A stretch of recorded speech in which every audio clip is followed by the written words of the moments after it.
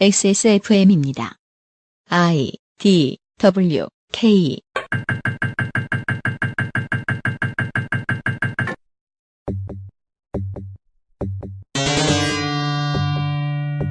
그것은 알기 싫다 특별기획 17 국정감사 기록실 법제사법위원회. 사실은 아직도 베타 버전일 수도 있습니다. 내년에 또 어떻게 변할지도 모르겠고요. 아무튼 비상시국 대책위원회가 함께했던 XSFM 그것은 알기 싫다 특별기획 17 국정감사 기록실의 마지막 날이 밝았습니다. 청취자 여러분, 셋째 주 토요일이군요. 법제사법위원회 시간입니다. 윤세민 위원장과 홍성갑 덕질 간사가 앉아있습니다. 안녕하십니까, 윤세민입니다. 안녕하십니까, 홍성갑입니다. 드디어 면도를 했습니다. 그렇습니다. 법제사법위 시간입니다. 오버뷰. 법사위는 법무부와 검찰청, 대법원, 헌재, 군사법원 그리고 여기에 딸린 기관들을 감사합니다. 대검, 지검, 지법, 고법, 법제처 등등 법자, 검자 들어가면 의뢰 법사위의 피감기관입니다. 법사위원들은 다음과 같습니다. 20대 국회 전반기의 중요한 사회권은 거의 다 자유한국당에 있지요. 위원장 강원 강릉 권성동, 민주당 위원은 서울 강서갑 금태섭 간사, 대전 서울 박범계, 서울 은평갑 박주민, 경기 수원을 백혜련, 전북 익산갑 이춘석, 경기 양주 정성호, 경기 남양주갑 조응천, 한국당 위원은 강원 춘천 김진태, 경남 사천 남해아동 여상규, 부산 기장 윤상직, 울산중 정가윤, 경기 남양주병 주광덕, 국민의당 위원은 전남 여수갑 이용주 간사, 전남 목포 박지원, 비교섭단체 바른정당의 서울 관악을 오신환, 정의당의 경남 창원 성산 노회찬 위원 등입니다. 광고를 바로 듣고요. 10가지의 이슈를 확인하시겠습니다. 관절 건강이 좋지 않은 데스크 자백에 추천하는 바이로메드 무르핀, 일랑일랑 모이스처 테라피 빅그린 바디케어, 나의 마지막 시도 퍼펙트 25 전화영어에서 도와주고 있는 XSFM 그것은 알기 싫다 특별기획 2017 국정감사 기록실, 잠시 후 법제사법위원회의 국정감사 기록을 가지고 돌아오겠습니다. 법사위 국감에는 공정거래위원장이 나오지 않지만 법사위 국감 방송에는 독점거래위원장이 나옵니다. 김상조 독점거래위원장을 만나고 가시죠. 안녕하십니까. 날이면 날마다 하는 빅그린 세일. 참, 언제 끝났다고. 이번에는 매니아들. 700ml 투쓰리 샴푸를 제외한 전품목을 12,000원에 균일가 행사를 하겠다고 합니다. 이건 대학교나 공공기관에 자판기 가면은 자판기 관리하는 분이 하도 심심해서 가끔 만들어 놓은 랜덤 자판기가 있어요. 네네. 12,000원 주고 랜덤으로 물건 받아오나? 왜 이래요, 왜? 물론 품목은 본인 정할 수가 있고요. 동묘 앞이야? 날이면 날마다 오는 빅그린 할인이 저희가 뭐라고 했다고 특이한 아이템을 준비해서 돌아왔습니다. 김상조 독점거래위원장이 설명을 해드렸습니다. 감사합니다.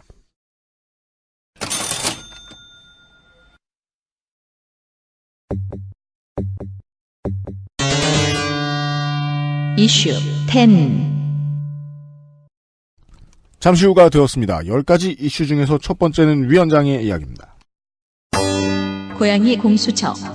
정의당 노회찬, 민주당 정성호, 금태섭, 국민의당 박지원. 16일 법무부.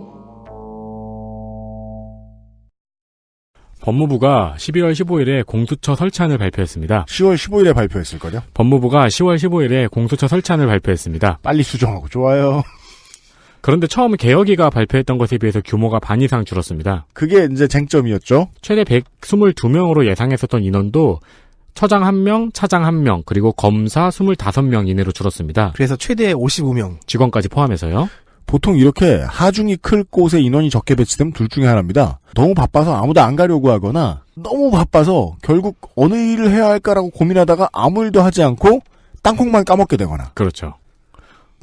부럼 깨먹거나. 방학 숙제를 앞둔 학생들처럼요. 그렇습니다. 수사 대상도 고위공무원단이 모두 포함되어 있었는데요. 법무부에서는 정무직 공무원으로 한정했습니다. 이런 장성들도 빠지고요. 네. 이에 정의당 노회찬 의원, 더불어민주당 정성호 의원, 금태섭 의원, 국민의당 박지원 의원이 법무부의 개혁 의지에 대해서 지적했습니다. 진짜로 하겠다는 거냐? 그렇죠. 금태섭 의원은 검찰에서 고위 공직자 등을 기소하는 건수가 연평균 700여 명이라면서 25명으로는 부족하다고 지적했습니다. 700여 명이고 고위 공무원이면 가벼운 일이 아닐 거란 말이에요. 그쵸. 고위 공무원이 호프집에서 싸워가지고 전치 뭐 6주 상처 입혀서 300만 원 벌금 내려고 공수처에 수사받는 게 아니란 말입니다. 수사력이 동원돼야 되는 사건인데 그 차장급 한 명 들어가 있으면 한 번에 한두 건 이상 진행 못한다는 얘기도 됩니다. 그래서 정성호 의원은 법무부 안대로 설치된다면 1년에 두세 건도 수사가 어려울 것 같다고 했죠. 그리고 고위 공무원들이 들어가 있는 건들은 보통 기업하고 같이 파면 계속 나오는 건일 거잖아요. 그렇습니다.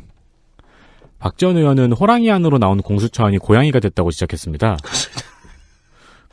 이 국정감사에서 보면은 박지원 의원은 고양이과 동물을 되게 좋아하는 것 같아요. 양집사다. 뭐 네. 고양이에게 생선을 맡겨 호랑이가 고양이가 됐다 이런 표현을 되게 자주 써요. 그리고 네. 이 표현에는 하나가 더 붙죠. 이후에 쥐꼬리로 변할 것. 네. 또 박지원 의원은 법무부에서 왜 공수처안만 이야기하고 검경 수사권 조정은 함구하냐고 지적하기도 했습니다. 날카롭습니다. 네. 박상기 법무부 장관은 앞으로 조정될 수 있다고 답변했습니다. 네.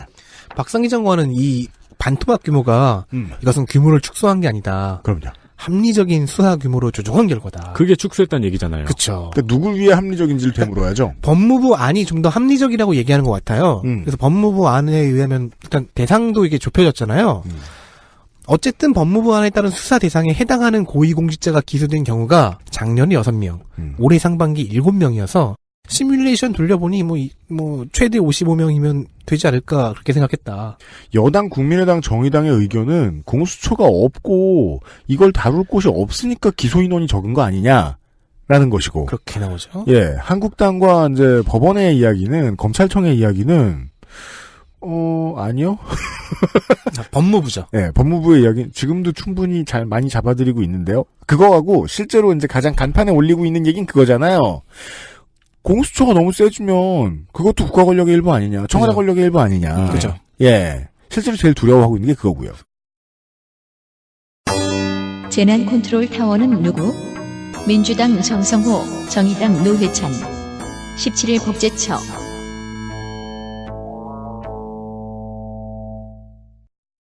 재난 컨트롤 타워는 청와대가 아니다. 라는 김기춘 당시 비서실장의 발언을 다들 기억하실 겁니다. 최근 청와대에서 관련 자료가 발견되었는데 이 발언 직후 발언 내용에 맞춰서 국가위기관리 기본지침문서에 빨간 줄을 찍찍 긋고 이리이리 고치라고 지적한 문서였습니다. 빨간 줄을 슥 그으면 강조사항인데 찍찍 그으면 2줄. 삭선이죠. 이는 김관진 안보실장의 지시였고요. 이건 이제 훈련 개정이잖아요, 사실상. 네. 이런 훈련 개정은 법적으로 절차가 있습니다. 청와대가 법제처장에게 변경을 요청한 후 법제처장이 심의 필증을 첨부해 대통령 재가를 받고 나서 훈련의 발령 번호를 부여하면 프로세스가 끝이 납니다. 이 모두를 지키지 않았고요. 그래서 이 빨간 펜 개정은 불법입니다. 이것은 거의 우리가 이제 그 1학년 1, 2학기 그 대학 성적표를 위조하듯이. 중학교나 고등학교 때. 아니, 그거는 그래도 교묘하게라도 하잖아요. 이거는 그냥 빨간 줄 찍찍 긋고 한 거잖아요. 비서실장이 저렇게 얘기했으니까 우리는 이렇게 고친다. 아하. 정성호 의원실이 찾아낸 바에 따르면요. 법제처는 이 빨간펜 과정을 접수한 뒤에 행정적인 수정 처리만 거친 후엔 별도 의견을 제시하지 않았는데요. 이 역시도 불법입니다. 당연합니다. 법제 업무 규정에는요. 불합리하거나 법령에 저촉되는 훈령이 있을 경우 법제처장은 심사 의견을 작성해 해당 기관에 제출해야 한다고 규정되어 있거든요. 그렇습니다. 이거는 이것도 적폐청산의 일부 과정 정도의 하나, 간단한 얘기였고요. 여전히 재판 중인 성범죄 판사. 국민의 2단 이용주. 20일 서울고등법원.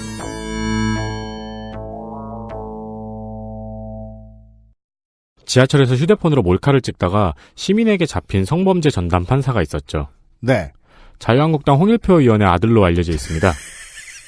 이거 참 언론이 저 홍일표 의원 입장에서 보기에는 참 치사하다. 너무 치사하다고 느낄 만한 게 피의사실 조사 중이니까 아무것도 공표하면 안 되잖아요. 네. 바깥에. 인권을 위해서. 하지만 근데 한국은 그 피의사실 공표가 절대 안 지켜지는 나라죠. 언론사들은 무슨 H당의 몇 선 의원.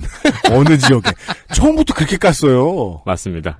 국민의당 이용조 의원은 이승영 동부지방법원장에게 성범죄 공무원 원스트라이크 아웃죄를 언급하면서 문제의 판사가 여전히 성범죄 재판에 참여하고 있다는 사실을 지적했습니다. 네, 이 포인트죠. 이승영 동부지방법원장은 비위 혐의가 있다는 이유만으로 일체 재판에서 배제시키는 것은 적절치 않다고 생각한다고 답변했습니다. 그러니까 아직 혐의가 확실시되지 않았는데 네. 업무에서 배제시키는 건 적절치 않다. 그럼 재판이라도 빨리 해야지. 그렇죠. 자기 재판 빨리 할까봐 남의 재판을 빨리 하게 생겼어요, 지금. 이 판사가. 더불어민주당 금태섭 의원실은 법원에 문의를 해봤는데 해당 판사가 서면으로만 심리하는 민사 항소 사건과 약식명령 사건을 맡고 있다는 답변을 받았다고 합니다. 시민이 체포한 사람이에요, 이 사람은. 그렇죠. 시민이 판사를 체포했어요. 근데 시민이 체포한 성범죄자가 성범죄 재판에 참여하고 있으면 시민이 어떻게 생각하겠냐고 질문했습니다. 네. 어이없게 생각한다고 시민이 답하겠습니다. 네. 그러면서 제주도의 그 남자가 다시 소환되기도 했습니다. 지금은 변호사시죠? 네.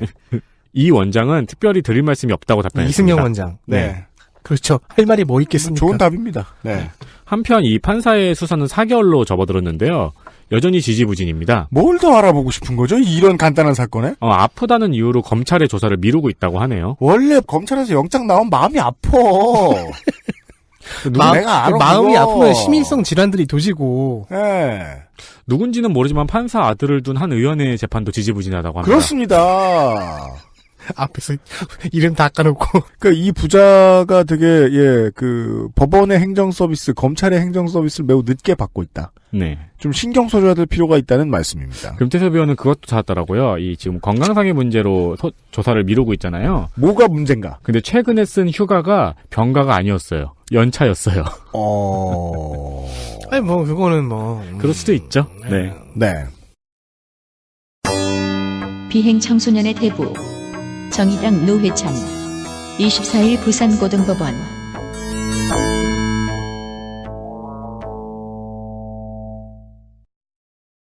이번에는 또 간만에 들린 칭찬 소식입니다. 그러네요. 정의당 노회찬 의원이 24일 부산 국감에서 천종호 판사를 호출했습니다. 천종호 판사란 누구인가? 그리고 안 돼, 봐줄 생각 없어. 돌아가. 그 짤로 유명하죠. 네. 소년범의 아버지, 비행 청소년들의 대부라고 불리는 그의 별명을 민망하게도 본인에게 직접 물어봤어요. 별명이 그거지요? 네. 네.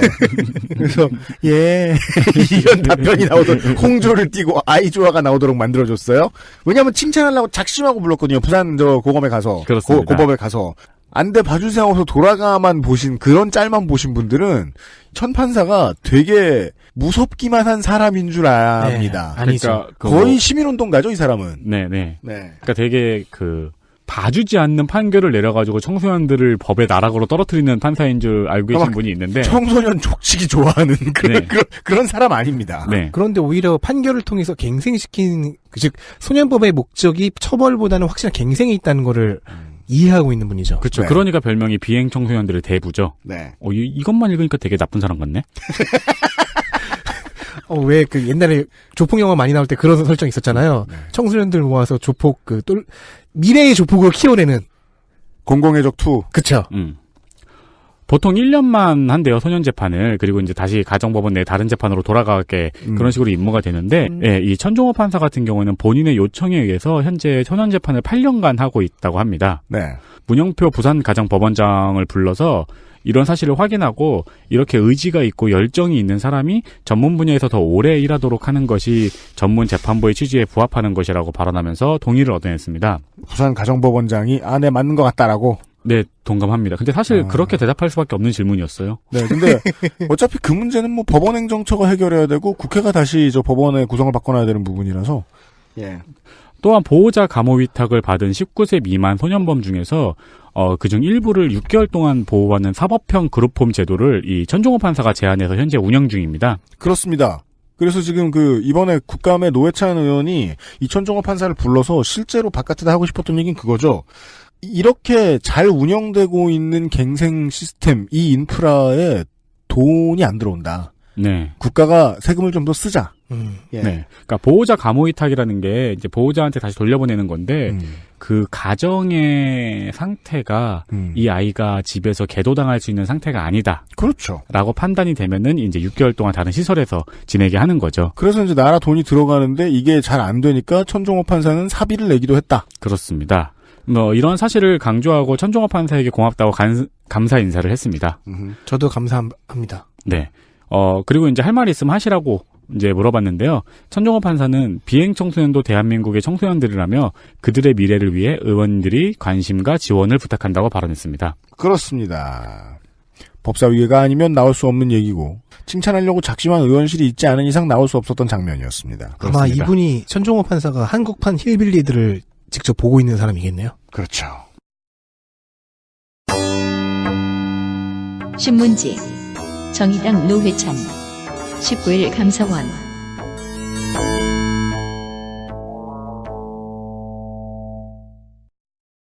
유명한 얘기군요. 국정감사가 한창이던 17일 CNN은 박근혜 피고인의 국제법무팀인 MH그룹의 자료를 인용하며 피고인의 감망이 더럽고 차가우며 계속 불이 켜져 있어 잠들 수 없기에 유엔 인권 최고 대표 사무소에 해당 보고서를 제출할 생각이라고 보도했습니다. 그들이 그런 생각을 갖고 있다고. CNN이 제출한다는 게 아니고요. 참고로 이 불이 켜져 있다는 부분이 있잖아요. 원래 그렇대요. 아, 그래요? 그래가지고 그러니까 밤이 되면은 뭐 탈옥이라든가 그런 것도 있고 또 그 순찰도 돌아야 되고 하기 때문에 최소한의 그 불은 꼭 켜놓는데요. 근데 그래봤자 취침등을 켜놓겠지. 뭐 형광등 100개를 켜놓진 않을 거 아니에요. 그렇죠. 그 아우라를 풍기면서. 제 고등학교 동창 한 명이 그 여호와의 증인 이어와가지고 그 자기네 교인들이 다 감옥 경험이 있는 거예요. 네. 나중에는 감옥에 정전이 돼갖고 불이 야간에 불이 꺼져 있었대요. 네. 그러자 감방 쪽에서 고함이 나왔다고 해요. 야, 이것들아, 불 끄면 어떻게 잠을 자라고! 익숙해지면 그렇게 된답니다. 아니, 뭘 켜놔도 형광등 100개 아우라가 있으면은. 물론 변호인단은 이 얘기가요. 그러니까 MH그룹의 자료 얘기가 금시초문이라고 합니다. 피고인의 이 과밀 수용 주장을 노회찬 의원이 일단 검증을 해봤습니다.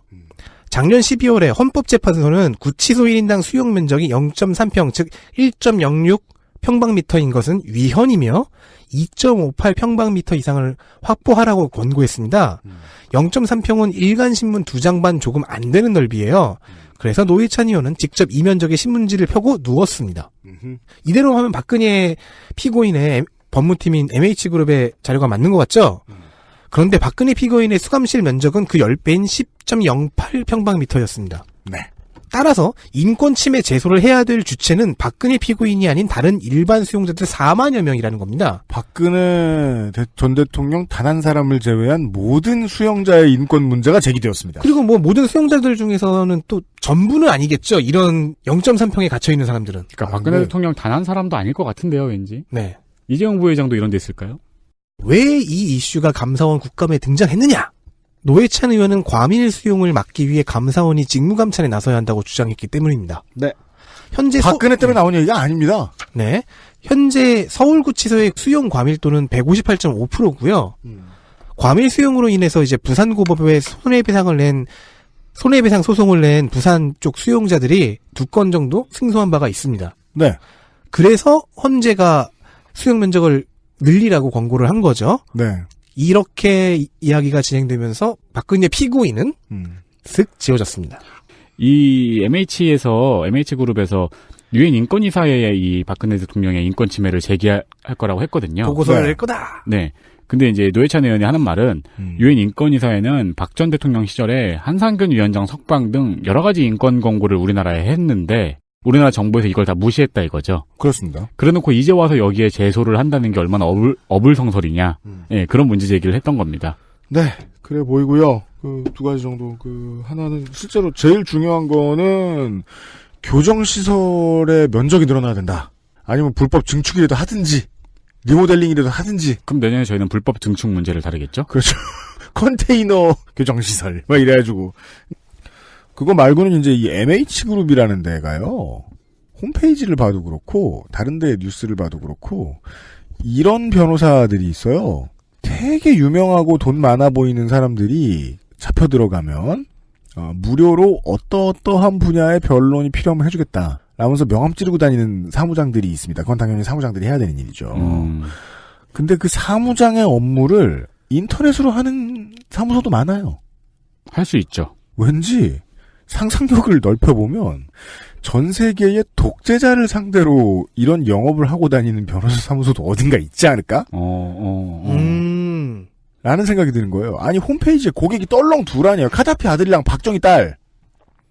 실제로 고객인지 알 수도 없어요. 그러네요. 그 사람들의 인권에 대해서 얘기하고 있을 뿐이거든. 근데 거긴 로펌이야.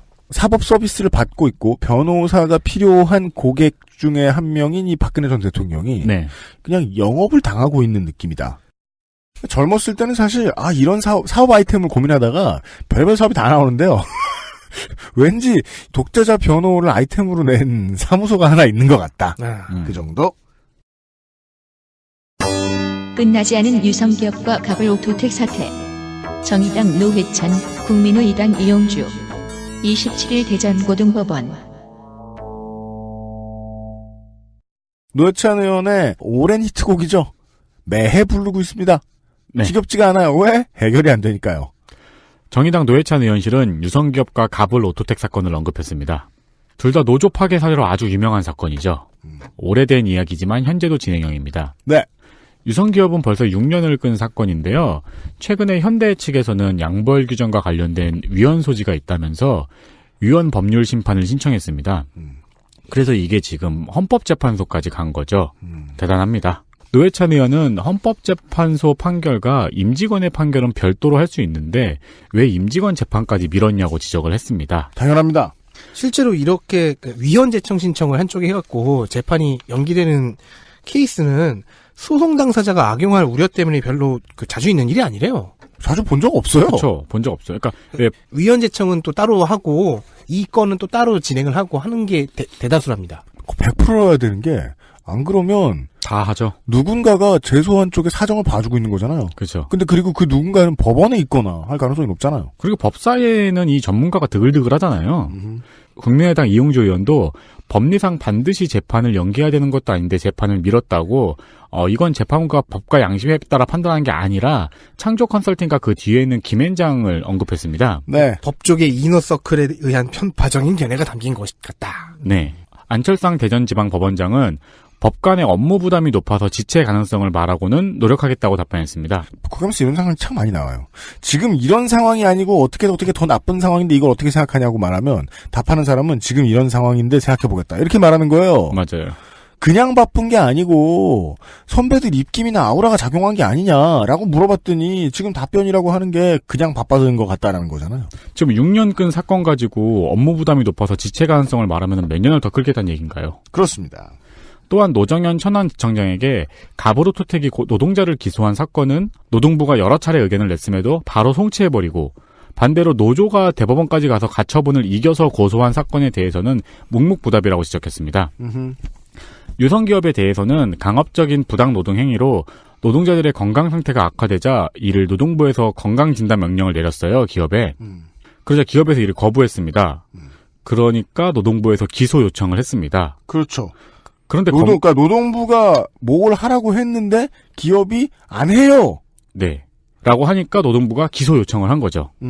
그러니까 검찰에서 노조 합의가 안 이뤄졌다고 내사 종결 처리를 했습니다. 노조 합의를 당연히 해야 되고 노조한테 뭘 해주라고 국가에서 시켰는데 그걸 거부했다. 그래서 벌을 받자고 했는데 검찰에서는 노조 합의가 안 됐다. 합의를 여기서는 안 해주면 불법인데 노조 합의가 안 됐다라는 이유로 기소를 안 했다. 그렇죠. 이게 불법이니까 기소하지 않겠다는 얘기네요. 이게 사실 그렇습니다. 이게 사실 노회찬 의원한테 약간 약점을 잡힌 건데요. 유성기업의 그 2.3 노조가 합의가 안 된 다른 노조가 어떤 노조인지는 매우 유명하거든요.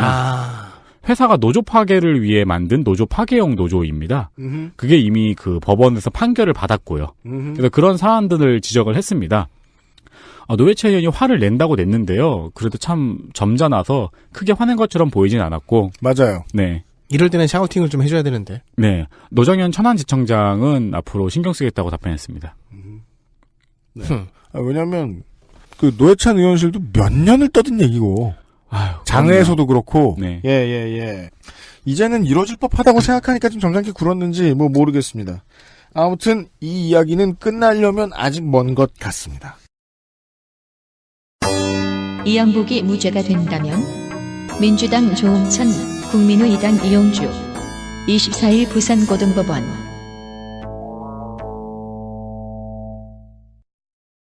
조홍천 의원실은 부산의 두 변호사를 찾아냈습니다.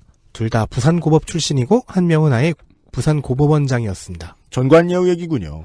부산고법원장 출신의 A 변호사는 LCT 이영복 회장 사건을 맡아 영장이 기각되는 등 전관예우 영향을 받은 것 아니냐 질문했어요. 무려 LCT예요. 근데 이거 제가 약간 이영복 회장 관련한 영장들을 찾아봤는데 네. 이영복 회장은 결국 구속 수사를 받았어요. 음. 그래서 지금 뭐 형량도 나왔고요. 그러면은 영장이 기각된 적은 없는 것 같은데 한 번 기각됐다가 또 나온 건가 뭐 이런 생각을 해봤습니다. 네. 자세히는 모르겠어요. 그래서 이 사례는 조금 이상하긴 한데 다른 변호사 B의 경우는 재밌습니다. 이 사람은 변호사 시절 저지른 게 아니라 현직 검사 시절에 저지른 겁니다. 조현오 전 경찰청장과 연결이 되어 있는 건설업자의 사건을 맡았어요. 근데 영장실질심사에 이 검사는 2번이나 불출석을 했어요. 당연히 영장들은 모두 기각됐죠. 검사가 안 나오면 영장 기각입니다. 이 경우에는 건설업자와 검사와의 유착관계가 밝혀져서 대법원에 통보되었고 징계 지시도 내려왔다고 합니다. 대한변협은 이 사람의 변호사 기업을 그대로 받아줬다. 황한식 부산 고법원장은 사실과 좀 다른 부분이 있다고 말을 했는데요. 만약 사실이라면이라고 전제를 깔고 조응천 의원님 말대로 징계해야 됩니다라고 이렇게 대답을 했어요. 이번 국감 내내 제가 했던 얘기가 있죠. 드디어 맞아 들어가네요. 그러면 구속이죠. 조응천 의원이 말한 징계가 구속이었죠. 그리고 이용주 의원은 사법부, 특히 지역사회 사법부의 신뢰와 관련된 의심할 만한 사건들이 있다. 이게 전관예우와 관련이 없는지 살펴야 한다고 지적했습니다. 네. 지역사회의 경우엔 경제 규모나 이제 사회 규모가 수도권 뭐와 조금 차이가 좀 나잖아요. 그래서 약간의 작은 사회 분위기가 나는 게 아닌가. 정말 작은 사회죠. 술집 가면 다 아는 얼굴. 그렇겠죠. 물론 법원과 검찰은 그거 피하라고 전국을 돌리는 거잖아요. 네. 그래서 실제로 지역 토호, 지방의 큰 건설회사 이런 데하고 연결이 된다. 전관예우를 받는다.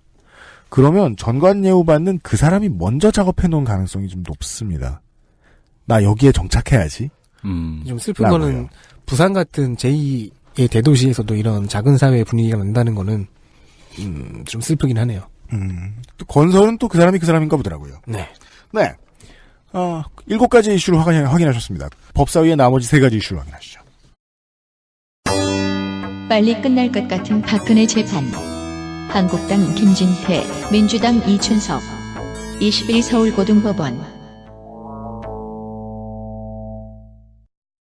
박근혜 전 대통령 얘기입니다. 네, 박근혜 전 대통령 이야기와 또 이 이름이 왜 안 들리나 하셨을 겁니다. 자유한국당 김진태 의원은 매우 감성적인 의원이었습니다. 여기 있습니다. 자유한국당의 법사위 간사죠. 네. 저는 이 항목을 개그 쪽으로 빼려다가 아예 지워버렸거든요. 저도 지워버릴까 생각을 하긴 했어요. 네. 근데 이렇게 가끔씩은요, 우리 이제 노회찬 의원이 누구 불러 칭찬하고 이런 얘기도 했는데요. 가끔씩은 자유한국당이 뭘 하고 있는지도 알려드리는 것도 중요하다고 생각합니다. 물론 개그 시간에 다 들려드리지만요. 네. 박근혜 전 대통령의 처우에 대한 안타까움을 국감장에서 계속 드러냈습니다. 김진태 의원이요. 네. 가장 인상적인 말은 저는 재판을 거부하지 않은 박근혜 전 대통령에게 고마운 줄 알아야 한다.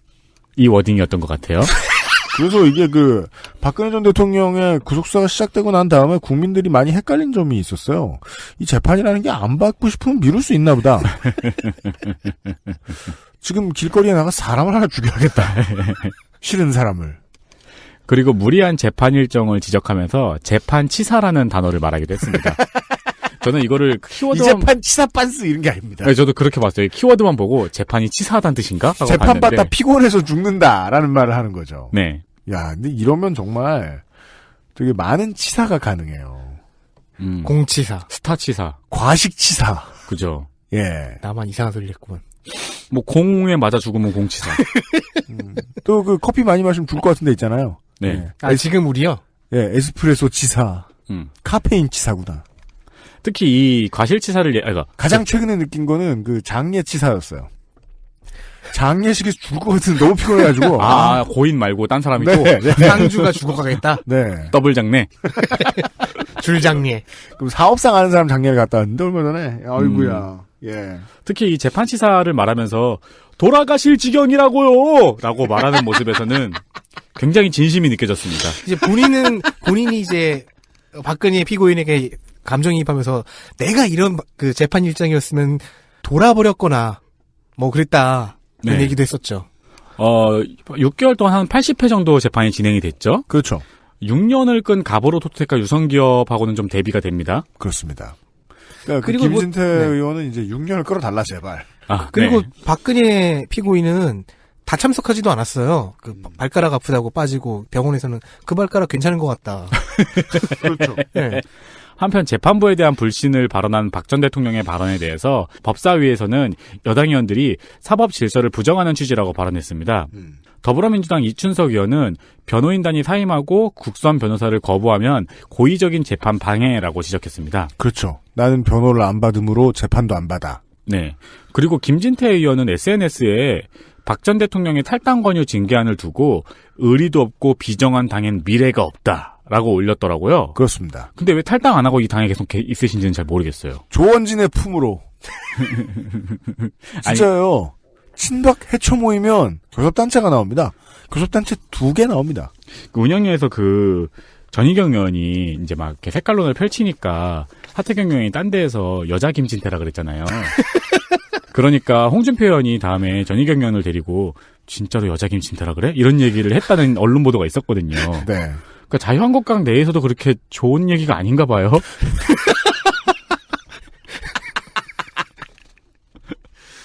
그죠. 이게 저 막내가 열일하니까 대표가 달래주려고 한 얘기긴 한데. 네. 힘내. 걔도 너한테 진짜 그런 말을 했단 말이야? 네. 김진태라고? 우리 당 의원? 그러니까 좋아 보인다는 뜻은 아닌 것 같습니다. 네. 다음 보시죠. 우병우 영장 기각의 과정. 민주당 박범계, 조은천. 23일 서울고등검찰청.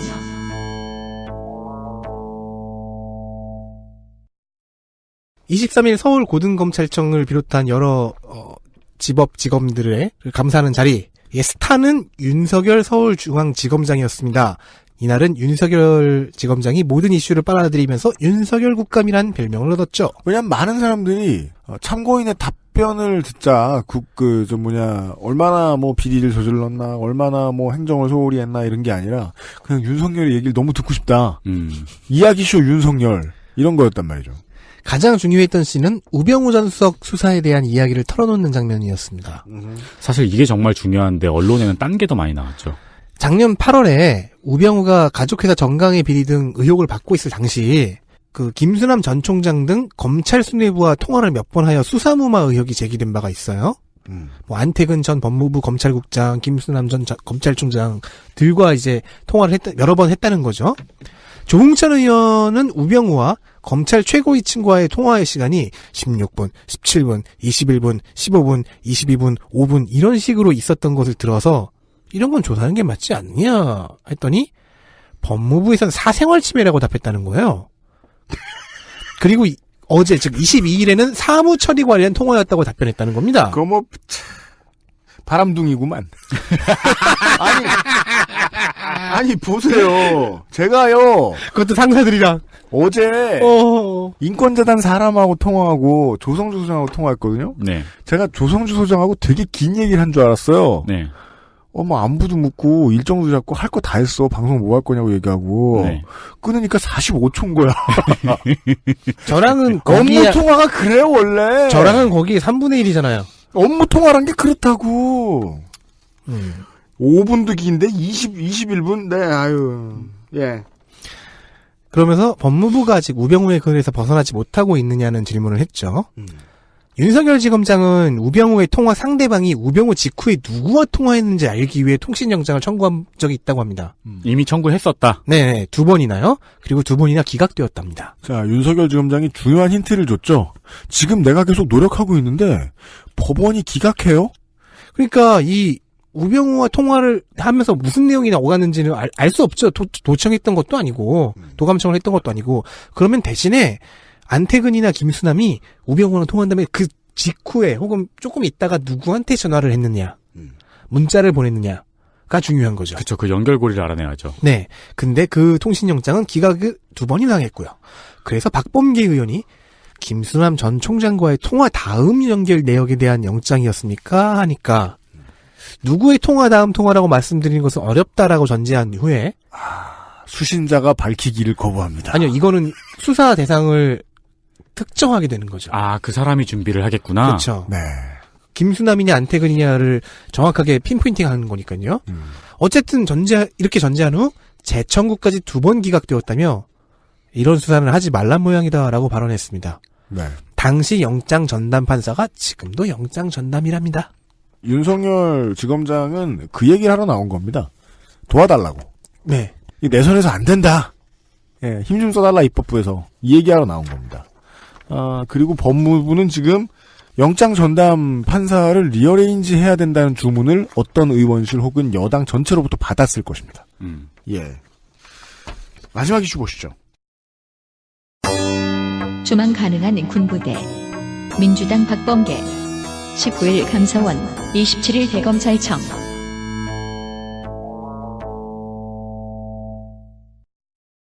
박범계 의원은 제2 롯데월드 인허가 문제를 19일과 27일 양일 동안 강도 높게 다뤘습니다. 사실 한 6, 7년 떠들던 얘기라서 거의 모든 국방위의 의원들하고 법사위 정무위의 의원들 같은 사람들이 아무것도 바뀐 건 없습니다.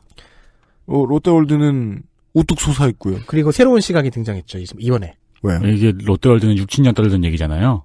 뭐요? 롯데월드는 6, 7년 떠들던 얘기잖아요. 그렇죠. 예. 성남시는 50년 동안 하던 얘기예요. 군공항이요? 서울공항이요? 아니, 고도 제한이요. 고도 제한이요? 네. 고도 제한 풀어달라고? 역시 성남 출신. 그 19일에는 이명박 전 대통령이 기업 이익을 위해 국가 안보를 팔아먹은 것이라는 워딩을 썼는데요. 이건 늘 있던 코러스입니다. 아니요, 근데 내용이 좀 다릅니다. 좀 새로워요. 박범기 의원실은 제2 롯데월드 전망대에 올라가서요. 성남 비행장의 동활주로와 서활주로 두 개를 사진 찍었습니다. 대통령 전용기와 군용기가 이착륙하는 공군기지를 제2 롯데월드에서 한눈에 조망할 수가 있다는 거예요. 자, 그러면은 북한이나 테러단체가 공격할 수 있는 취약점이 될 수 있죠. 이건 진지한 겁니다. 그럼요. 그게 정말 진지한 거라서 성남에선 12m 이상 건물을 못 올렸다니까요. 50년 동안. 네. 박범기 의원실에 따르면요. 이명박 대통령 취임 직후인 2008년 4월에 제1차 민관합동회의에서 대통령이 직접 이상일 당시 국방장관에게 날짜를 딱 정해놓고 그때까지 제2 롯데월드 인허가를 해결하라고 지시했다는 겁니다. 자, 마감이 정해져 있었어요. 대통령이 해결하라고 시켜놓고 못 만드는 쪽으로 해결하라고 시킨 건 아니죠. 그렇게 마감을 정해놓으니까 쪼인 국방장관은 열심히 뛰어다녔고 그렇게 성남 비행장의 동서 두 활주로를 3도 틀어서 제2 롯데월드와 영공을 비행 안전구역에서 벗어나게 하는 꼼수가 나왔던 거죠. 그렇습니다. 성남 비행장도 성남시도 당황하는. 이건 오래된 얘기긴 합니다. 그리고 박범계 의원은 이제 이 과정에서 끝까지 안보 상향 이후로 반대했던 김은기 공군 참모총장의 경질도 같이 언급을 했었죠. 네. 그 문제가 그나마 좀 이제 새롭게 다시 다루어져야 되는 문제랄까요? 그전에는 야당 의원들이라 못 지켜줬는데, 네. 예. 지금은 다시 한번, 그것 때문에 자른 게 맞는데, 그러면은 인사사령부의 규정에 어긋난다. 그렇죠. 네. 정무적인 이유 때문에 현직 장성이 잘렸. 아니, 법원에는 성폭력 피의자도 성폭력 판사하고 있는데, 네. 좀 다른 얘기고요. 많이 피곤하신가요? 그 전에 우리 재작년에도 윤우덕 의원 나와가지고 이거 비슷한 얘기 해줬습니다만은, 김강진 전 의원도 이 얘기 많이 해주셨고, 박범계 의원이 이번에 신선했던 건 그거죠. 의원들도 생각해볼 만한데 바빠서 생각 못한. 네. 롯데월드 슈퍼타워 꼭대기에 올라가 보기. 얼마나 잘 보이나. 딱 거기까지만 장거리 저격 무기를 갖고 간다면. 누군가가 김자인 선생 같은 사람 물론 그런 사람을 고용할 수는 없습니다. 그 사람은 우승자의 우승자잖아요. 챔피언 오브 챔피언. 예. 무슨 얘기인가 킹 했네. 오브 킹. 예. 퀸 오브 퀸. 벽을 올라가가지고. 용산에 가시면. 네. 저 높은 이제 가족공원 주변에 들어와 있는 초고급 주택들 있잖아요. 주상복합. 네. 저게 올라올 수 있던 근거가 캠프 용산이 완전히 빠지겠다는 게 확정된 이후의 일입니다. 네. 안 그러면 못 그런다고요. 못 넣어요. 법이 어떻게 해놓고 있냐면 군사시설이 아파트나 고층 건물하고 마주해도 돼. 다만 초소 이상은 보여주면 안 되는 거예요. 그렇죠. 실제로 군사시설 아파트 보면은 산밖에 안 보여요. 아니 초소 빼고는. 무기고 위치만 딱 특정될 수 있어도 그 아파트 옥상이나 고층에 박격포 하나만 들고 올라가죠. 그 세 번째 말씀드려서 죄송한데 그 증거가 성남시예요. 네. 50년 동안 건물을 높이 못 올렸다니까요. 그것 때문에. 근데 예. 그리고 용산구죠. 네. 국가원수가 해외 나갈 때 반드시 이용하는 군공항에 그런 일이 있다. 네. 예. 의정부시도 라는 있었겠네요. 의정부시, 용산구, 성남시 같은 역사적인 예가 있는데. 그런 얘기입니다. 그러니까 지금 해결할 수 있는 방법은 없어요. 산자위 때도 얘기하고 그랬는데 마치 이제 아라뱃길 같은 거죠. 이 롯데월드 슈퍼타워는 올려놨으니 그리고 누군가의 재산이니까 없애진 못해요. 그렇죠. 이제는 안타깝지만 장기적으로 군공항을 옮겨야 됩니다. 안보를 위해서 그렇게 해야죠. 성남을 위해서도 그렇게 해야 돼요. 아니면 이제 롯데타워를 국방부에서 쓰던가. 그러니까 그 논의를 하기 위해서라도 이게 누구 잘못인지 정확히 따지고 가야죠. 다음번에 또 어떤 새로운 그 다음 세대의 신격호가 나도 200층 이런 노망이 났을 때 그 문제가 군공하고 걸리면 어떻게 될지 생각해야 될 거 아닙니까? 네. 아마 그리고 국방부하고 롯데는 이 문제로 얘기를 좀 해야겠죠. 네, 네. 그 위층을 어떻게 쓸지, 어떻게 통제할지. 실제로 그 정도를 지금 새 정부는 할 수 있습니다. 네. 저 위층은 좀 민간은 공개를 안 한다거나 아니면 그쪽 방향을 막는다든가. 예, 창문을 막는다든가. 네. 신명예회장만 쓴다든가 아니면은 그렇게 태극기 좋아하시니까 태극기 고정 자리로 해주시거나 그 부분을 네. 하시면 안 되겠냐? 네, 쇼부를 쳐볼 순 있을 겁니다. 10가지 이슈였고요. 시정과 비폭을 확인하시겠습니다.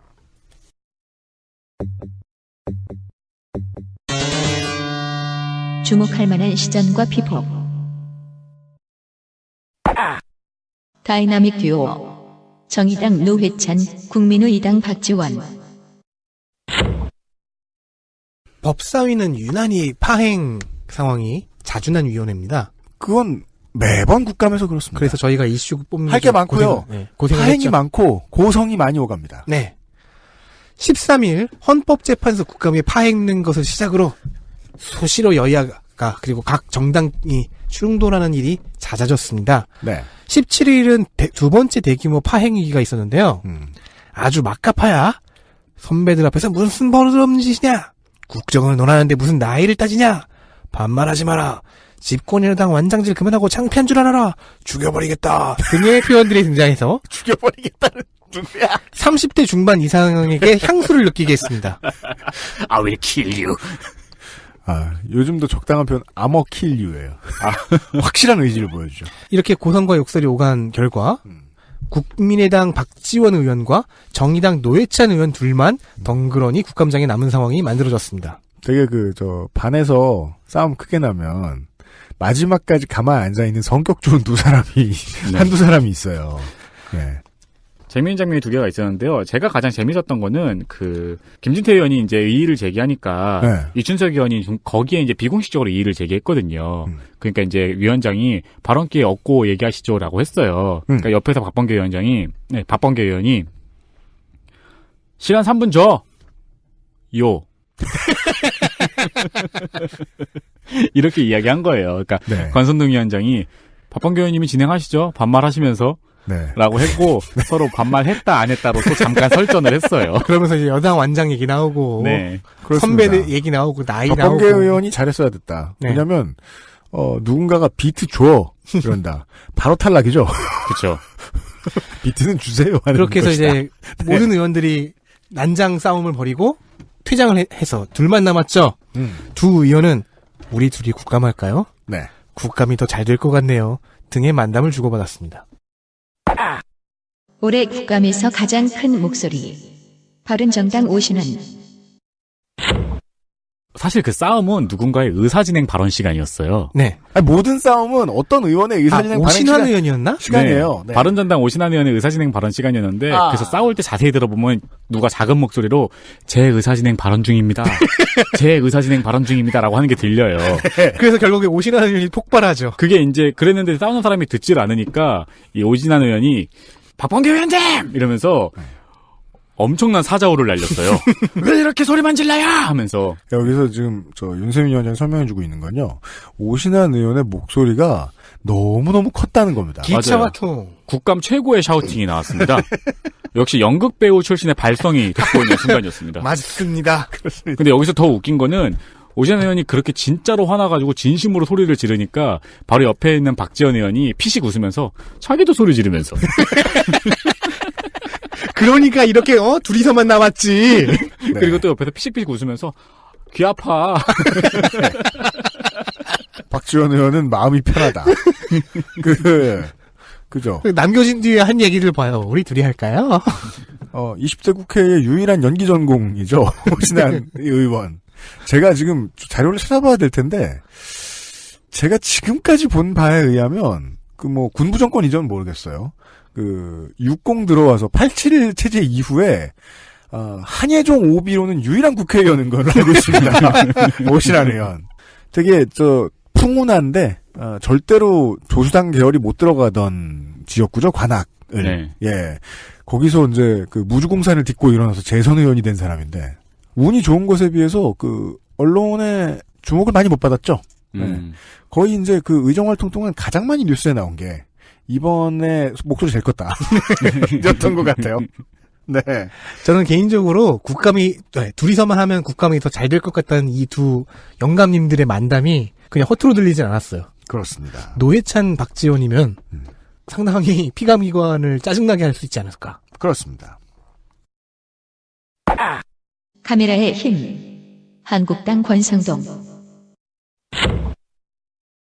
19일 감사원을 감사하는 박범기 의원이 강원랜드 부정청탁 채용비리 관련해서 특정 의원의 특정 비서관에 대한 감사와 수사 의뢰 질의를 황찬현 감사원장에게 했습니다. 물론 이 사람은 이제 곧 임기가 끝나긴 하지만요. 이때 국회 방송의 PD와 VJ는 제가 왜 VJ라고 했냐면 카메라맨이라는 좀 옛날 호칭으로는 칭할 수가 없겠더라고요. 카메라 감독님. 네. 위원장석의 권성동 의원 얼굴을 수차례 반복해서 비춰주는 센스를 발휘했습니다. 권성동 의원은 이때 말을 안 하고 있었습니다. 카메라가 말해주죠. 이 사람이 지금 얘기하는 그 피의자, 네. 그 비서관의 의원. 사실은 카메라 감독이나 PD도 얼마나 기뻤겠습니까? 한참 피의 사실 얘기하고 있는데 피의자가 방 안에 있어요. 그것도 잡히기 네. 딱 좋은 한가운데 위원장석에 앉아 있어요. 모든 카메라가 잡을 수 있어. 그럼 이때 국회 방송 PD라면 박주민 의원이 같은 이슈로 질의할 때는 아예 대놓고 네. 권성동 의원과 황찬현 감사원장을 투샷 분할 화면으로 내보냈습니다. 저도 그 상황을 봤는데요. 다시 시간을 내서 박주민 의원이 나레이션을 하고 있더라고요. 이 사람은 그 두 사람 화면이 떠 있고 말하고 있는 박주민 의원은 나레이션 담당이었어요. 네. 설명을 해주고 있더라고요. 자, 그 설명 등을 혹시 모르신다면 지금 들려드리겠습니다. 간략하게요. 권성동 의원실의 전 5급 비서관이었던 어떤 분은 네. 강원랜드의 워터월드 수질 환경 분야 전문가 선발 과정에 지원 자격이 미달함에도 불구하고 지원해서 33대 1의 경쟁률을 뚫고 합격해 현재도 재직 중입니다. 워터월드 수질 관리자요? 케빈 코스터너요? 수질 환경 분야 전문가. 자기 분뇨를 걸러 드시는. 뭐라고요? 그거 말고, 아니, 워터월드, 워터파크의 수질 관리는 공부 되게 오래 한 전문가가 할 수 있는 일 같은데. 수도 전문가, 환경 전문가들이 들어가야죠. 예. 자격 미달임에도 지원하는 폐기.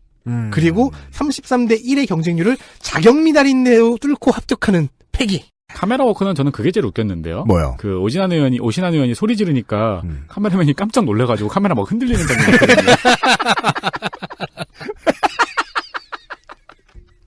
싸움 날까봐? 네. 너무 크게 갑자기 소리를 지르니까 왜 천둥 호랑이 창법이라고 있죠? 그 수준으로 소리를 지르니까 카메라 찍던 분이 깜짝 놀래가지고 막 흔들리다가 이렇게 오신환 의원 겨우겨우 잡아요. 옛날에 휘성 씨가 처음 데뷔했을 때, 모니터링이 잘 안 됐는지, 네. 안 되나요 들어가면서, 음이 안 올라가고, 목소리만 커지는 경우가 되게 많았어요. 안 되나요? 네. 천둥 호랑이라면 저는 그런 것만 떠오르네요. 네. 그래서 그때 원래 인기가요의 카메라 감독님들은 카메라를 돌리시잖아요. 네.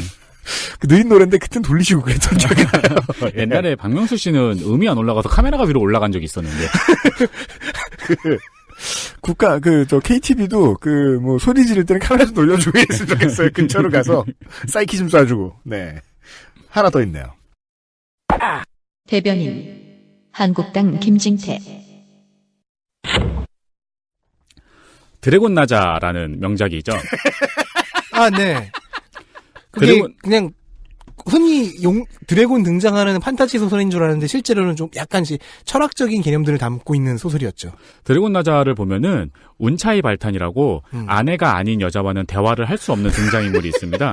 그러니까 그 지역이 길게 얘기하지 마요. 그러니까 그 지역이 그 사람의 출신 지역이 아랍 쪽에서 아랍과 이슬람에서 모티브를 따온 곳이라서 그렇죠. 네, 그래서 여성 등장인물인 네리아와 싸울 때 중간에 있는 후치 네드발한테 이렇게 전해줘, 저렇게 전해줘 라면서 대화를 하는 장면이 있어요. 그러면 이제 혹시 내려면 라시네요, 라셨어요 이것만 덧붙이죠. 네. 그게 개그 코드였어요. 국정감사장에서는 한동훈 중앙지점 3차장이 김진태 의원과 노회찬 의원 사이에서 그런 역할이었습니다. 김진태 의원이 뭐라 하면은 정의당 국회의원에게는 말할 수 없는 노회찬 의원도요? 네.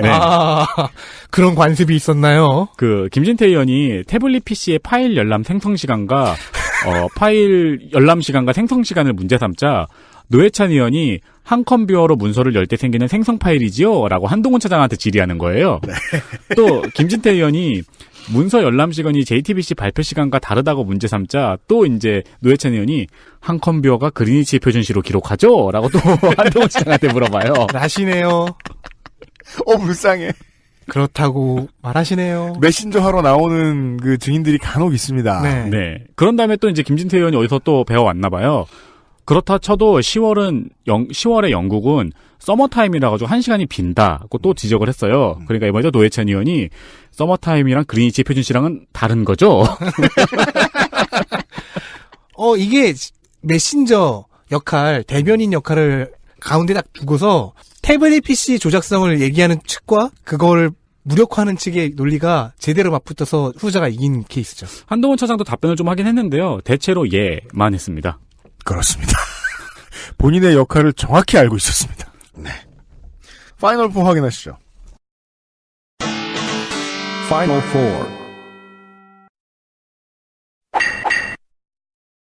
정의당 노회찬 의원입니다.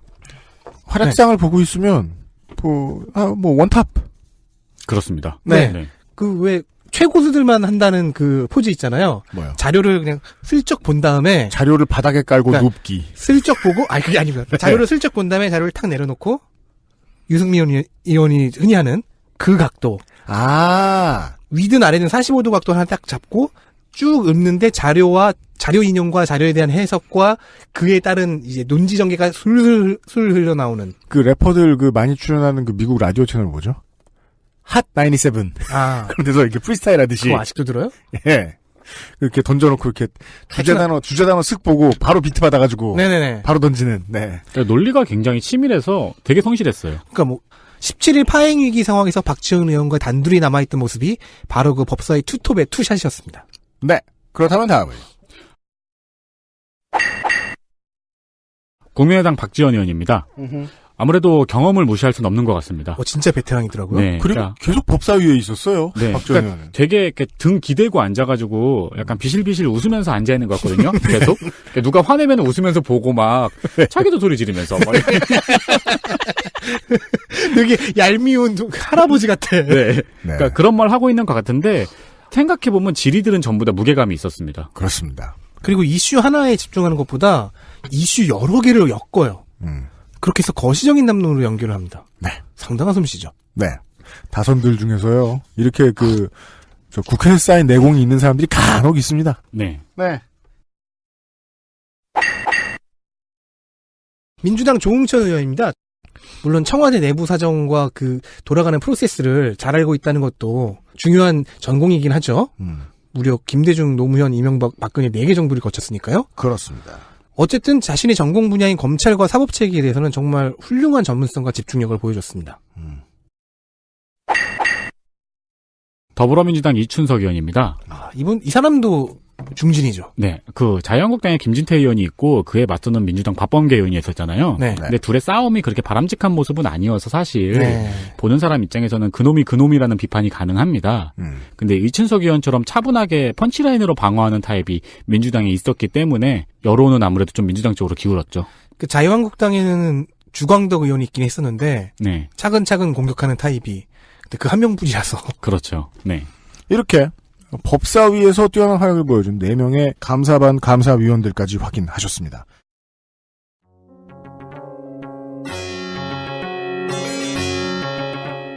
여기까지가 17 국정감사기록실 법사위원회 시간이었습니다. 잠시 후에요. 마지막 시간 국회 운영위원회 시간으로 찾아뵙도록 하겠습니다. 국회 운영위는 국회에서 커피 뭐 사 먹을까 대화하는 거 아닌가요? 이런 말을 누가 저한테 했습니다. 누굽니까? 그 사람이 밝혀지길 원하지 않습니다. 그거는 조달청에서 할 일 아닌가요? 그니까요. 국가의 일은 생각보다 복잡합니다. 국회 운영위도 매우 중요한 일들을 합니다. 국회 운영위의 국감 기록을 가지고 잠시 후에 17 국정감사기록실 마지막 회로 찾아뵙도록 하겠습니다. 드디어 마지막 회군요.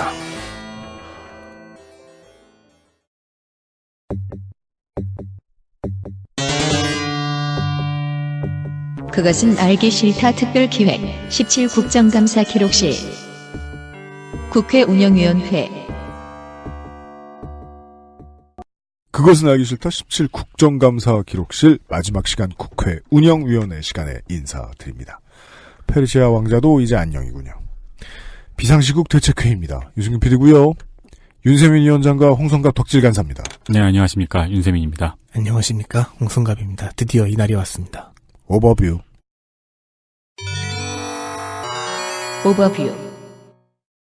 운영위원회는 국회 그리고 청와대 일부를 소관하는 상임입니다. 국회 사무처, 국회 도서관, 국회 예산정책처와 입법조사처, 대통령 비서실과 대통령 경호처, 국가안보실과 국가인권위원회가 피감기관이지요. 일이 적다고 생각했던지 여성가족위원회와 마찬가지로 복수전공위원회입니다. 복수전공이라 그런가 사람도 많습니다. 위원 정수 28인데 27명이 활동 중입니다.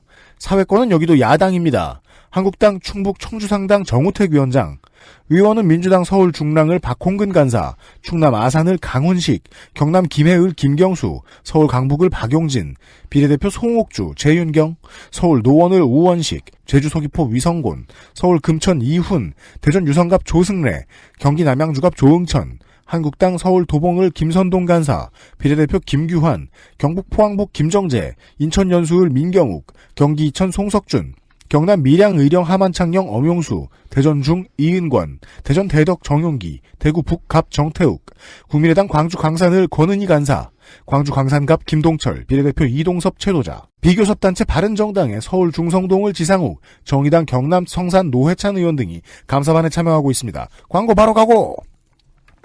잠깐만요. 이 마지막의 기분을 조금만 즐길래요.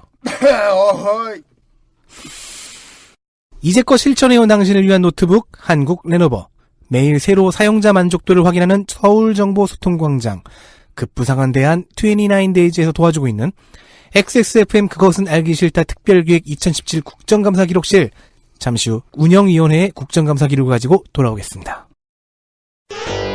이슈 5 5개의 이슈를 확인하시겠습니다.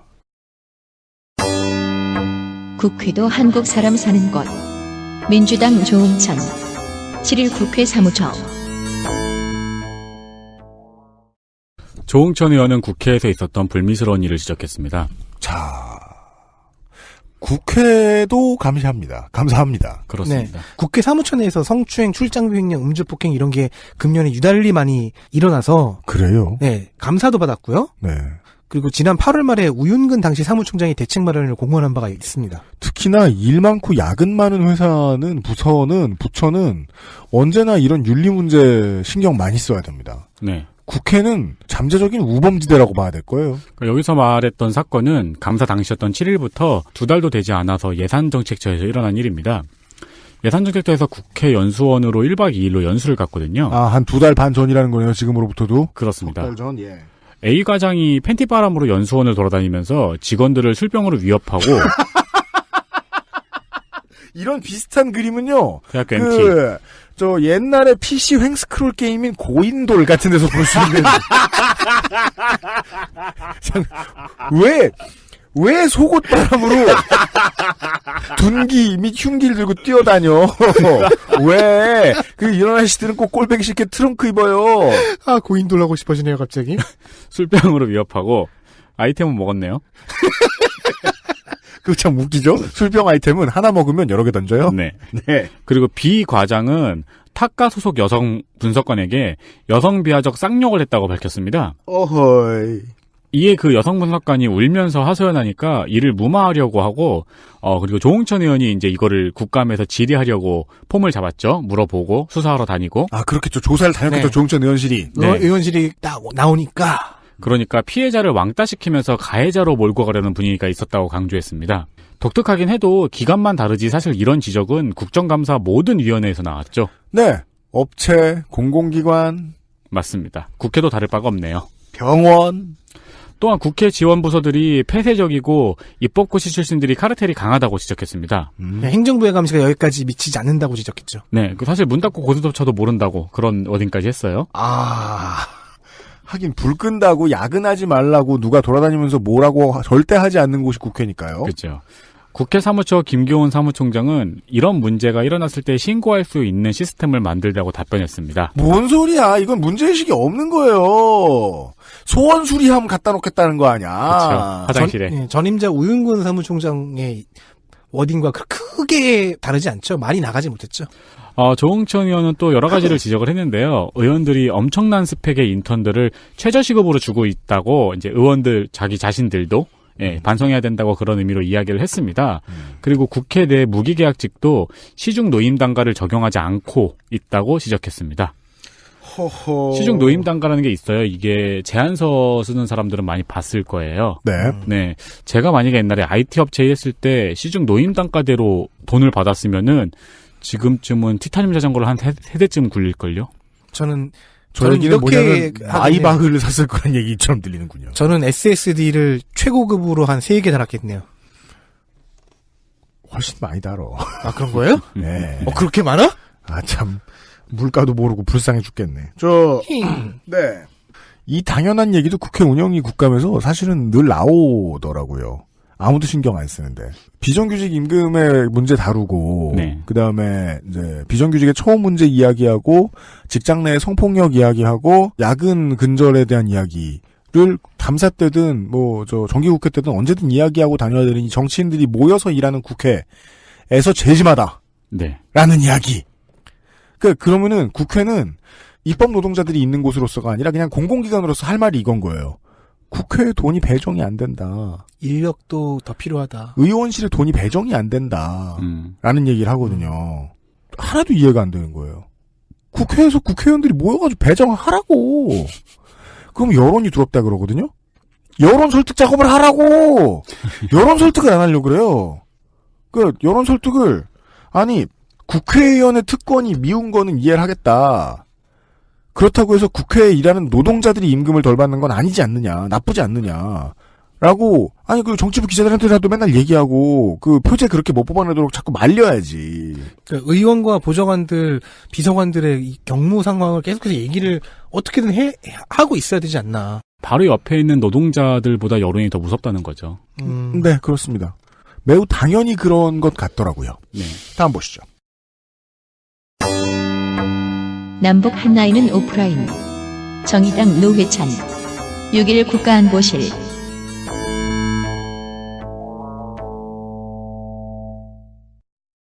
노회찬 의원실과 국가안보실에 따르면요. 납포되었던 흥진호는 북한 쪽 수역으로 불법 조업을 하러 넘어가면서 위치를 허위로 보고했을 뿐더러 선박이 보고한 위치도 허위였고 선주가 보고한 위치도 허위였어요. 그럴 만큼 먼 데 가서 조업했다는 얘기로 들리죠. 그렇게 허위로 하고서 그냥 불법 조업하러 넘어갔던 거죠. 그리고서는 북한 경비정에 1시간 동안 쫓기면서도 신고를 하지 않았습니다. 그렇습니다. 이 때문에 실무진들이 흥진호의 상황을 파악하지 못한 상태로 허위 보고를 신뢰해서 납포 가능성을 접어놨던 거였어요. 그렇습니다. 노회찬 의원은 남북 핫라인이 있었다면 흥진호 실종을 인지했을 때 북한에 문의해볼 수 있었다고 지적을 했어요. 개성공단 이후 이 핫라인이 사라졌죠. 핫라인의 부재는 흥진호의 반대 경우에도 불편으로 작용합니다. 실제로 그런 사례가 있었어요. 월경의원 북한 어선을 납포한 후에 돌려보낼 때 판문점에서 메가폰으로 외쳐서 알렸다는 거예요. 오신환 의원을 보내야 되겠네요. 메가폰 필요 없죠. 화를 살살 돋궈가지고. 노회찬 의원은 이 메가폰을 자연친화적 교신 방법, 에코 정책이냐라고 평해 좌중을 웃기는 데 성공했습니다. 네. 왜냐하면 노회찬 의원은 어떻게 해야 좌중을 웃기지를 늘 고민하는 사람이니까요. 여기서는 이제 흥진원 납포는 쟁점화가 되었기 때문에 두 가지 서로 다른 시각이 국감에서 맞부딪혔습니다. 하나는 한국당과 바른정당에 지금 청와대는 뭐 한 거냐. 지금 청와대의 안보 및 대북 커뮤니케이션을 질타하는 부분. 실제로 더 합리적인 건 노회찬 의원의 시각이죠. 그래서 국가안보실은 한 라인을 다 끊어놨는데 무슨 소리냐. 국가안보실은 한 라인은 얘기할 수 없으니까 선박들의 이제 GPS 실시간 정보를 받는 방안 뭐 이런 것들을 얘기를 해봤는데 이것도 뭐 개인정보 문제가 있나? 아니 근데 노회찬 의원이 그때 그렇게 지적을 했어요. 이 어선들이 물고기를 또 잡기 위해서 GPS를 끄고 조업하는 일은 앞으로도 있을 수 있고 그걸 끄면은 우리 정부가 그걸 못 찾는 일도 앞으로도 있을 수 있다. 네, 그렇죠. 그래서 그걸 쳐다보고 있는 양측이 다 서로 같은 정보를 가지고 대화를 해야 된다는 거죠. 네. 일본, 북한, 한국 모두의 어선들이 이러고 있으니까. 이제 이 방송을 준비를 하면서 좀 멀리는 이제 90년대 말의 아카이브부터 이제 천천히 좀 찾아봤었는데 준비 전에 김대중 정부 때하고 지금 정부 때가 좀 비슷한 것이 정권이 바뀌고 나서 한 3년 4년 이 정도는 계속해서 국감에서 여당이 우리 탓 아니다. 야당이 여당 탓이다라고 얘기하는 공방이 이어집니다. 그래가지고 좀 뉴스를 확인하기 좀 복잡할 수 있는데 물론 97년하고 지금 많이 다르죠. 언론 환경이 다르죠. 네. 지금은 뭔 얘기를 해도 야당 얘기를 안 믿어주니까 청와대 쪽이 훨씬 유리한데 그래서 뭐 짚어드릴 필요는 없을 것 같습니다만은 야당에서 흥진원 납포 문제를 청와대가 어설퍼서라는 얘기로 자꾸 돌리려고 하는 것 같아가지고 실제로는 그건 아닌 것 같다. 한편 노회찬 의원이 이 확성기 교신 방법이 자연 친화적 교신 방법이냐고 얘기할 때 이 질의를 듣고 있던 정의용 국가안보실장이 웃음이 터져가지고 웃음을 참느라 고생을 했죠. 그렇습니다. 에어컨도 안 틀었는데 민주당 조응천 10일 청와대 비서실.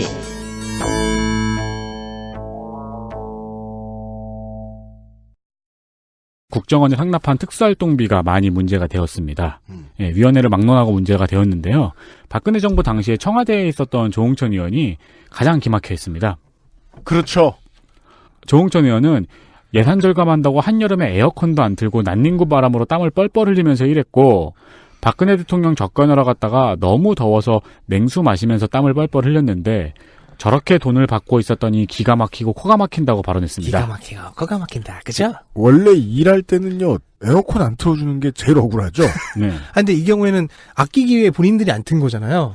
또한 조응천 의원은 안종범 전 수석의 결혼식 축의금으로 청와대가 1,000만 원을 냈다는 보도를 찝으면서 특활비가 이렇게 나간 것이냐고 물었습니다. 청와대에서는 지금의 청와대요. 청와대에서는 보통은 공금으로 내지 않는다면서 적어도 지금은 내지 않고 있다고 답변했습니다. 지금 비서실이 지금 할 수 있는 말은 그거밖에 없습니다. 공금으로 이런 축의금을 1,000만 원이나 내면은 이거는 청와대가 그 사람을 매수하는 거죠. 그러니까 왜냐면은 지금 그걸 물어보고 싶으면 임종석 실장은 우병우한테 가서 물어봐야 되거든요. 그렇죠. 국민의당 이동섭 의원 같은 경우에는 문재인 정부에도 특활비를 받냐고 물었어요. 그러니까 이게 관행이냐고 물었던 거죠. 그러자 임종석 수석은 문재인 대통령이 청와대에서 일한 적도 있었기 때문에 이 부분은 확실히 업무 지시를 줬다고 절대로 그런 일이 없을 것이라고 단언했습니다. 알겠습니다. 미래에 뭘 할 건지 물은 건 별로 의미가 없었고요. 네. 우병우한테 물어보고 싶다. 네, 당신 30은 뭐며? 왜냐면 저 1,000만 원은 특활비냐? 박채원 원장이 1,000만 원을 냈거든요. 네. 그러니까 그 보도에 보면은 청와대 1,000만 원, 박채원 1,000만 원, 우병우 30만 원. 그렇습니다. 이제 여당의 궁금증은 이거죠. 우병우만 사비다. 그러니까 우병우도 공금이면 우병우가 청백리다. 네. 네. 네 번째 이슈 보시죠. 영화계의 성폭력. 국민의 이당 최경환 7일 국가인권위원회.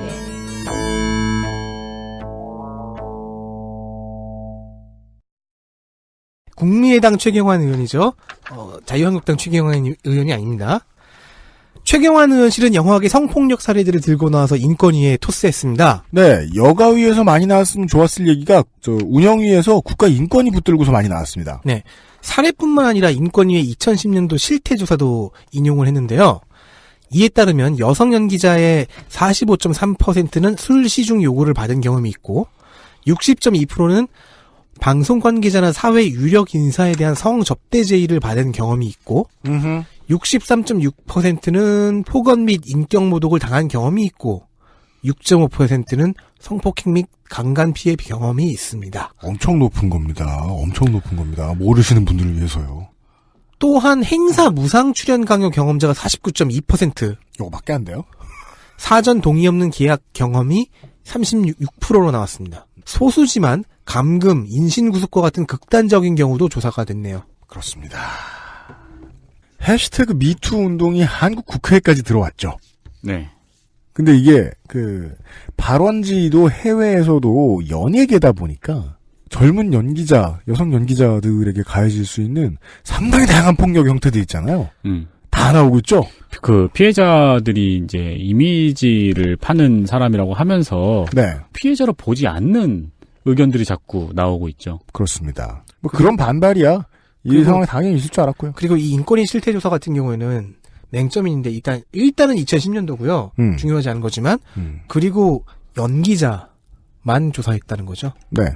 가수라던가 모델이 여기 포함되는지 모르겠어요. 모델이라든가. 이번에 이제 정권 바뀌고서 국가인권위가 아마 뭐 내부 사람들한테 더 물어봐야 될 것 같습니다만은 위원회급들 가운데서는 이런 류의 기관들 가운데서는 내부의 직원들도 가장 많이 바뀐 걸로 알고 있습니다. 근데 저는 그렇게 낙관적으로 보이지 않는 게 이성호 국가인권위원장이 이 질의에 대고 성폭력 문제 영화 성폭력 문제에 내년에 5천만 원의 예상이 반영됐다고 답변을 했거든요. 한참 적지 않나. 인권위 원래 예산 엄청 적어요. 5천만 원. 바뀐 인권위에게 기대를 걸고 있는 국회의원들이 좀 많았던 것 같습니다. 저희도 그렇습니다. 마지막 이슈를 확인하시죠. 아이고, 여기도 삼성 얘기가 있습니다. 삼성의 황제 특혜. 민주당 박용진. 6일 대통령 비서실.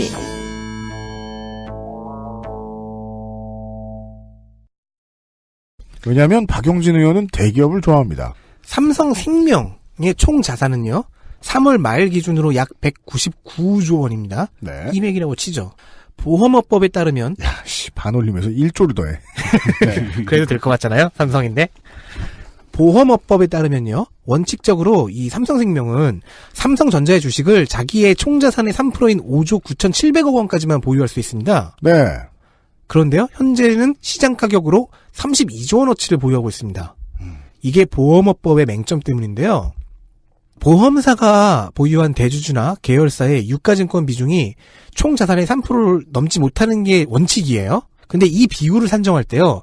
다른 금융업권은 총 자산을 시가로 기준을 삼는데요.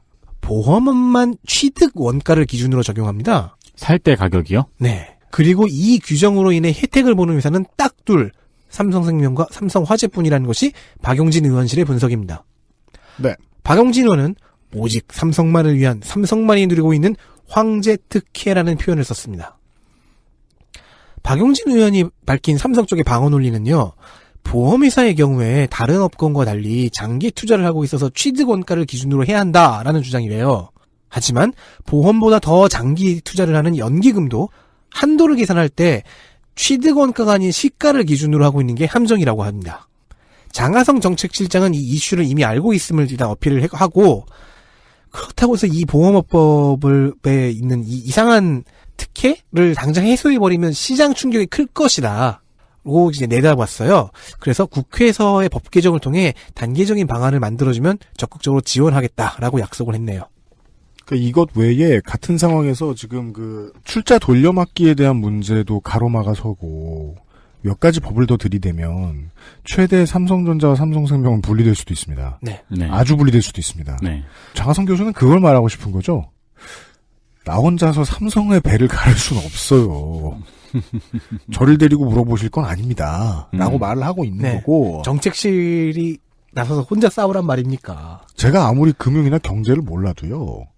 국가법이요. 투자 상품에 대해서 세금을 매기거나 투자 상품과 관련해서 그 투자 상품을 가지고 다른 투자를 하는 경우 혹은 그것의 투자 총액을 제한할 경우 이런 다양한 법들 가운데서 처음에 살 때 가격으로 봐준다는 얘기는 처음 들어봅니다. 오직 보험만. 처음 들어봅니다. 처음에 살 때 가격을 재해서 그것만 가지고 해줄 수 있다. 그러면 멀리 과거로 시계를 되돌려보면 그 법에 따라서 주식 가격을 낮춘 다음에 사면 돼요. 맞아요. 네. 예. 네. 처음에 100원으로 사도 된다고. 그렇죠. 무슨 짓이야 이게. 박용진 의원실은 전방위에서 이런 무서운 일들을 많이 했습니다. 대기업 때려잡는 걸 참 즐기는 것 같습니다. 예, 여기까지가 국회 운영위에서 나왔던 저희들이 여러분들께 들려드릴만 해가지고 골랐던 이슈들이었습니다. 광고를 듣고 와서요. 주목할 만한 시점과 피폭을 확인하시죠.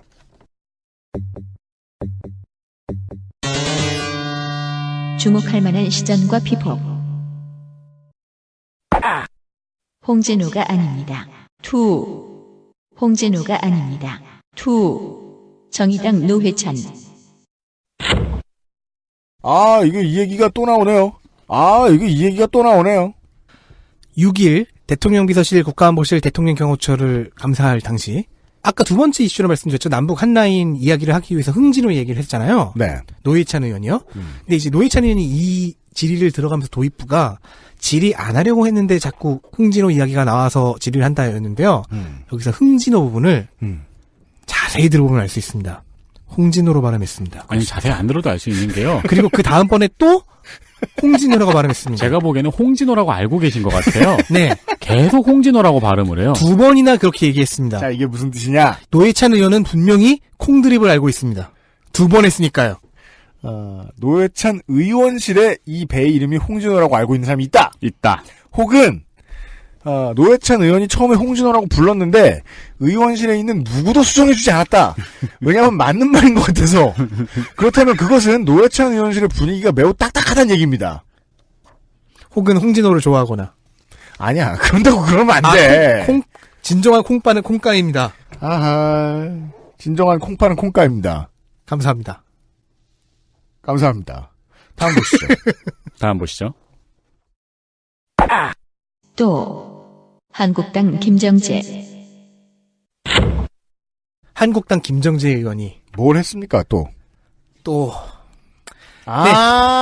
이성호 네. 인권위원장을 상대로 동성애에 대한 입장이 무엇이냐는 해묵고도 옳지 않고도 클리셰인 질문을 던졌습니다.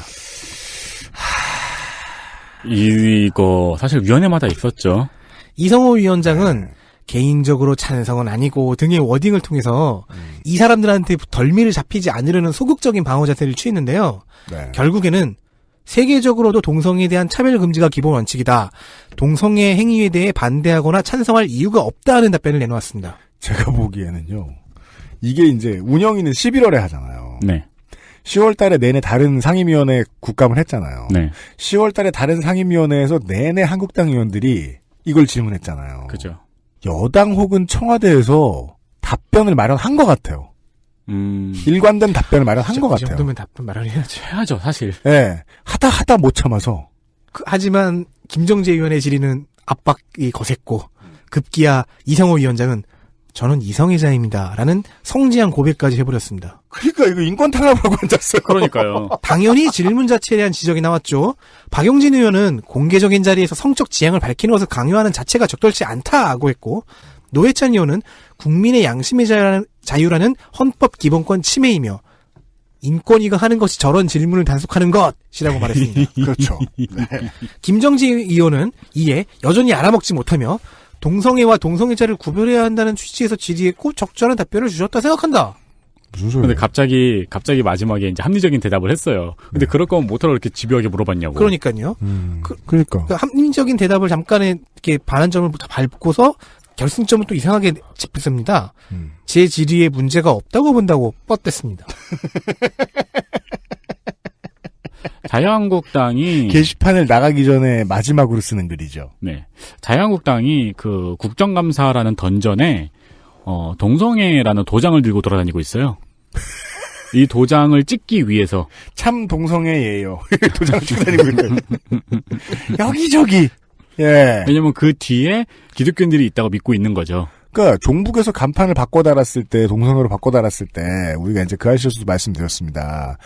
다른 후보들도 좀 알아보고 다녔다고요. 예를 들면 무슬림. 네. 근데 이제 무슬림 한번 이제 그 에드벌론 띄워보고 인기 없으니까 내리고 성소수자로 갈아탄 거죠. 근데 성소수자하고 성소수자하고 종북이 가장 다른 점은요. 종북은 여당하고 청와대에서 내려와서 교회로 흘러간 건데요. 이건 교회에서 올라와서 여당으로 들어왔어요. 네. 성소수자는. 맞아요. 권력이 바뀐 겁니다. 어느 한쪽이 더 작아졌거나 한 거예요, 지금. 저는 이 운영위에서 파행을 일으킨 전희경 의원도 그렇고 모든 위원회에서 나왔던 이 성소수자 질문도 그렇고 방어를 위한 공격 전략이라고 봐요. 그러니까 여기를 이렇게 방어를 위해서 공격하는 전략이 어딘가에서 나와 있던 간판인데 전략으로 나왔다. 그러면 그 다음 수를 예상할 수 있는 거죠. 종교인 과세 문제를 되돌리는 문제에 있어서 사활을 한번 걸겠구나. 그렇죠. 자유한국당이. 그렇죠. 네. 예. 이 지금 참 동성애요 도장 찍고 다니는 것은 그것을 의미하는 것 같다. 네. 네. 거기까지였고요. 마지막 파이널 4 운영위의 우수 위원들을 뽑겠습니다. Final Four. 또 나오네요. 정의당 노회찬 의원입니다. 또 노회찬 의원입니다. 지난 회차에서 말씀드렸죠. 자료는 대충 쓱 훑어보면서 국감이 너무 좋은가 봐요. 사례 인용과 논리 전개가 술술 나오는 그 스킬. 웃기러 나오는. 그리고 웃기는 타율도 괜찮아요? 네네. 몇몇 고수만이 할 수 있는 그 스킬을 운영위에서도 또 보여줬습니다. 그렇습니다. 흥진호를 홍진호라고 발음한 두 번 발음한 네. 그 부분만이 오게 튀었죠. 사실 그것도 웃기려고 하셨나? 귀 있는 자 들어라. 콩드립이다. 그래서 말이에요. 다음 지선이나 이제 다음 총선 때는 노심이 이제 가장 정치인으로서 많이 이제 비판당하는 포인트가 후계자를 못 키웠다잖아요. 네. 저는 정치를 예능인 줄 안다. 생각했는데. 이제 다음번에 이제 비례대표라든가, 주요 전략 공천 지역의 후보들, 이런 사람들한테 개그 좀 가르쳤으면 좋겠다. 그거 진짜 힘들어요. 정치가 낫지. 이왕 이렇게 된 거 노회찬의 후기자를 홍진호로. 왜냐면 제가 이제 정의당의 정치인들을 많이 만나봤잖아요. 네. 참 못 웃깁니다. 그거 진짜 힘들어요. 차라리 정치가 낫지. 맞아요. 저는 노회찬 의원이 좀 가르쳤으면 좋겠다. 네. 다음은요. 더불어민주당 재윤경 의원입니다. 재윤경 의원입니다. 네, 재윤경 의원은 자신의 전공 분야를 잘 살리면서 운영위에서 차분하고 적절한 질의를 했습니다. 인상 깊은 거는 인권위에서 채무관계에 대해서 인권위가 나선 적이 없다라는 질의였습니다. 날카로웠다고 봅니다. 그렇습니다. 재윤경 의원 기대했던 것만큼 했습니다. 네. 자기 분야만 제대로 파면은 그 분야에 대해서는 제대로 된 질의들이 나오는 것 같아요. 네. 같은 의미에서 민주당 조응천 의원을 선정했는데요. 일단 이 사람의 또 다른 전공 분야, 국회 및 특히 청와대 내부 사정과 그 직원들의 생리에 대해서 밝다는 것이 중요한 강점이었죠. 그렇죠. 조응천 의원은 분명 국회 직원들과 사이가 매우 좋은 것이 분명합니다. 그건 좀 두고 봐야 되겠지만. 어쨌든 국회 직원들한테 물어보러 다녔다는 흔적이 보였죠. 네. 그리고 그들이 아마 순순히 잘 대답을 해줬고. 의원실 보좌관 중에 누가 친했겠죠. 그렇구나. 네. 검사님은요. 아무리 착하고 정의로운 사람이라도요. 근데 조응천 의원이요. 자기 발로 안 뛰어다녀요. 조응천 의원이요. 은근히 오유 드립과 일배 드립을 다 쓸 줄 아는 인재입니다. 그러니까 게시판 보고 있느라 안 돌아다녔을 거예요. 저는 부정적으로 봅니다. 아무튼 잘했어요. 드립력이 세죠. 네. 일베에서 정계 할배들이 어떤 위치인지도 잘 파악하고 있어요. 게시판만 많이 보면 오프라인 안 다닌다니까. 자, 마지막은요. 국민의당 최경환 의원입니다. 한국당 최경환 의원이 아닙니다. 네. 국민의당 최경환 의원입니다. 인권위가 다루지 않았던 사각지대의 인권 문제를 하나씩 짚어가면서 인권위의 답변을 듣고 이 문제를 언론에 한 번 더 나오게 했습니다. 저희가 방송에서는 촬영장 문제, 여배우 문제만 이야기를 했는데 실제로는 병원 인턴 문제도 언급을 했었고요. 그렇죠. 네. 사회 다양한 사각에 대해서 인권위가 왜 신경을 쓰지 않느냐라고 전체적으로 집중을 했습니다. 그리고 그것을 이제 질의하는 과정도 보면요. 거시적인 통계도 쓰고 그리고 굉장히 미시적인 사례도 언급하는 자료 분석을 꽤 잘했다는 인상을 받았거든요. 준비 잘 된 모습. 그리고 가장 슬픈 건 이제 최경환 의원이 지금 운영에서 빠진 걸로 보여요. 그래서 사임했나 하고 이제 이 이름으로 검색을 시작했더니 한국당 최경환 의원이 탈당 권유받았다는 얘기만 잔뜩 나와서 좀 안타까웠습니다. 네. 이참에 이제 개명을 해보시면 어떨까. 네. 뭘로 하시면 좋을까요? 최아섭이나 잘된 사람 이름으로. 그럼 더 안 나오잖아요, 검색에. 이 사람들. 그 사람은 손아섭이고. 아, 그렇구나. 네, 최경환 의원의 개명을 권유하면서 국민의당. 여기까지가 XSFM 그것은 알기 싫다 특별기획 17 국정감사 기록실이었습니다. 예. 다 끝났군요, 드디어. 예. 비상시국 대책회의였습니다, 저희들은. 네. 예. 윤세민 위원장과 홍성갑 덕질 간사였습니다. 이게 지금 내년에 이 방송을 할지 말지 아직 모르겠습니다. 너무 고됐어요. 네. 장르가 다른 고됨이었죠. 네. 물론, 내년에 하면 더 잘할 것 같다는 생각은요, 선거방송 할 때도 하거든요.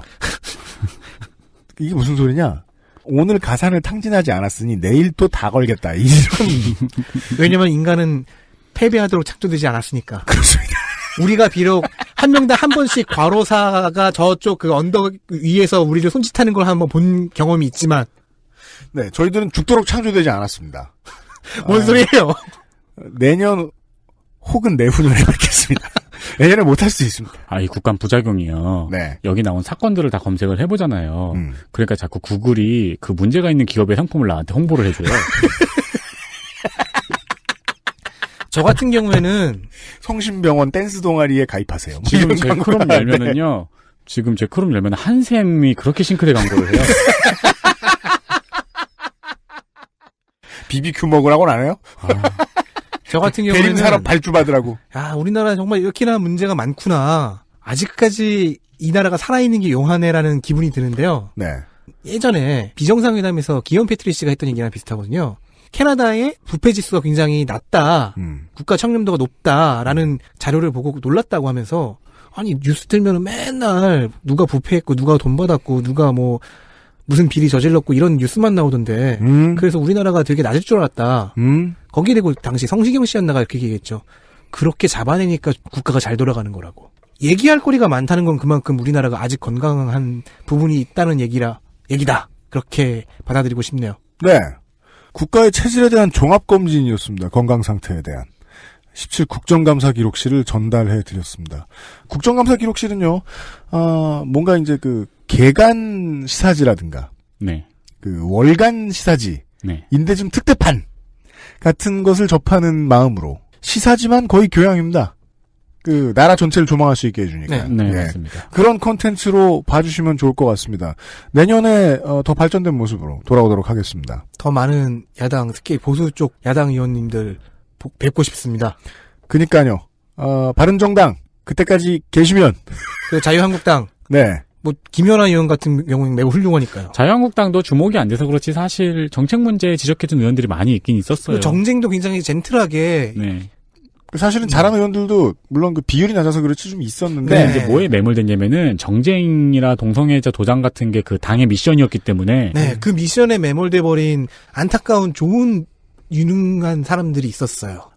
지난 한 달 넘게 수고해 주셨던 그 국회의 입법 노동자들, 의원들 외에도 의원들보다 훨씬 많이 고생하셨을 보좌진 네. 여러분들 수고 정말 많으셨고요. 맞습니다. 자꾸 끼어들어서 죄송합니다. 네.